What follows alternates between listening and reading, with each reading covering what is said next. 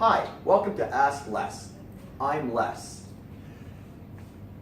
We had an interesting situation come up, and this comes up quite often because I described this kind of situation a little bit before in the previous presentation.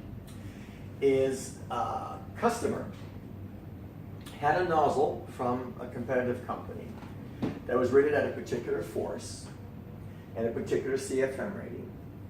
And the customer replaced it with another competitive nozzle, which was rated for the same force, but a slightly different CFM rating.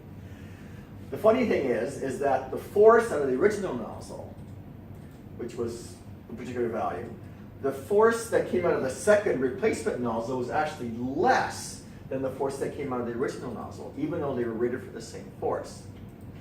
And the CFM consumption was very small in difference. It was like 1 CFM difference between the nozzle, not a lot.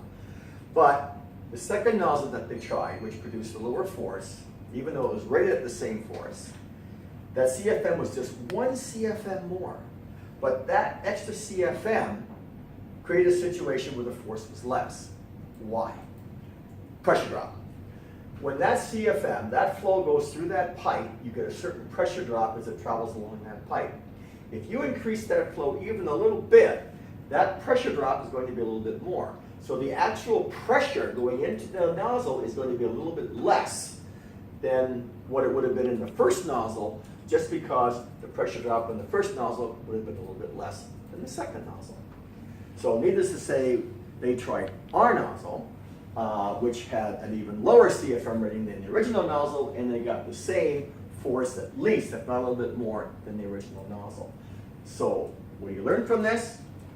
If you're replacing nozzles with different suppliers, check not only the force rating, the actual force rating for the nozzle, but also check the CFM rating for the nozzle.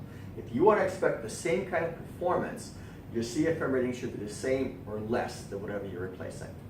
If you have any questions concerning the use of compressed air for blow-off, cooling, drying, and moving, ask Les.